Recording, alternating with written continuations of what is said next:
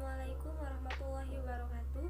Perkenalkan, nama saya Selvi Delia Widiantari dengan NIM 2103004, kelas A1, Prodi Pendidikan Masyarakat. Dalam video kali ini, saya akan mencoba menjelaskan materi mengenai Pancasila sebagai landasan pengembangan ilmu yang ditugaskan oleh Dr. Roni Umugara, MPD, selaku dosen pengampu dari mata kuliah Kurikulum dan Pendidikan. Untuk materi yang pertama yaitu Pancasila sebagai dasar pengembang ilmu. Poin yang pertama, konsep Pancasila sebagai dasar nilai pengembangan ilmu. Yang pertama, setiap ilmu pengetahuan dan teknologi atau IPTEK yang dikembangkan di Indonesia haruslah tidak bertentangan dengan nilai-nilai yang terkandung dalam Pancasila. Yang kedua, setiap IPTEK yang dikembangkan di Indonesia harus menyertakan nilai-nilai Pancasila sebagai faktor internal pengembangan IPTEK itu sendiri. Yang ketiga, nilai-nilai Pancasila berperan sebagai rambu normatif bagi pengembangan IPTEK di Indonesia.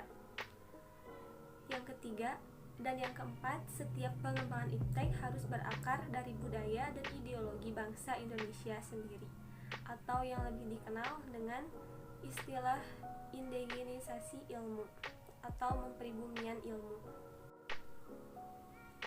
Poin yang kedua yaitu urgensi Pancasila sebagai dasar nilai pengembangan ilmu. Yang pertama, pluralitas nilai yang berkembang dalam kehidupan bangsa Indonesia. Seiring dengan kemajuan IPTEK, menimbulkan perubahan dalam cara pandang manusia tentang kehidupan. Yang kedua, dampak negatif yang ditimbulkan kemajuan IPTEK terhadap lingkungan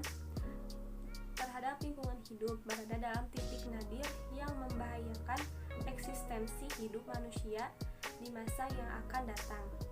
Yang ketiga, perkembangan IPTEK yang didominasi negara-negara barat dengan politik global ikut mengancam nilai-nilai khas dalam kehidupan bangsa Indonesia seperti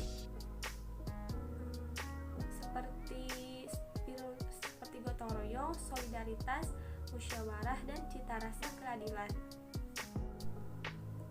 Selanjutnya yaitu menggali sumber historis, sosiologis, politis tentang Pancasila sebagai dasar nilai pengembangan ilmu di Indonesia.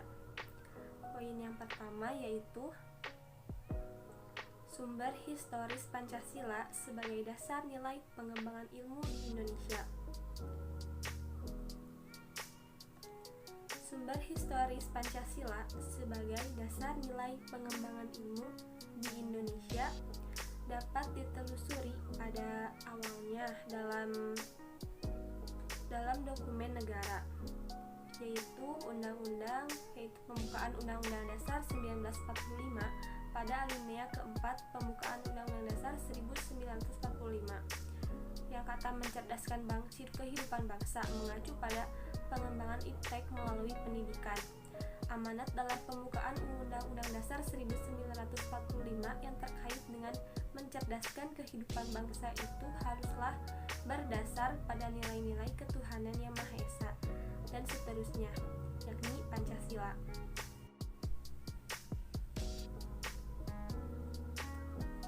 Untuk poin yang kedua yaitu sumber sosiologis Pancasila sebagai dasar nilai pengembangan ilmu di Indonesia. Sumber sosiologis Pancasila sebagai dasar nilai pengembangan IPTEK dapat ditemukan pada sikap masyarakat yang sangat memperhatikan dimensi ketuhanan dan kemanusiaan, sehingga manakala IPTEK tidak sejalan dengan nilai ketuhanan dan kemanusiaan, biasanya terjadi penolakan.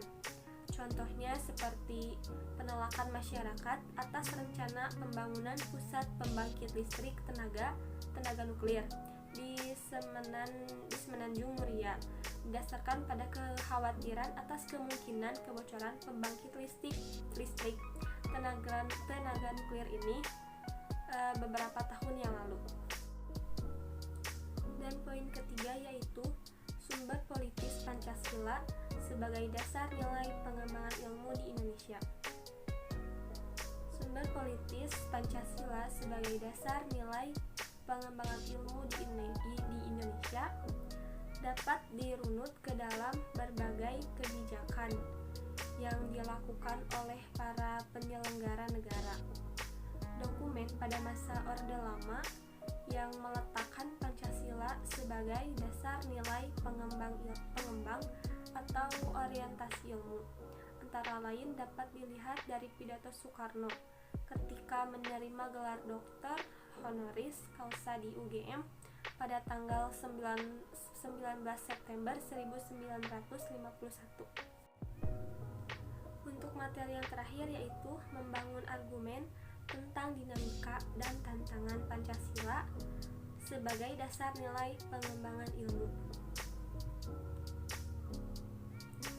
Poin yang pertama yaitu argumen tentang dinamika Pancasila sebagai dasar pengembangan ilmu.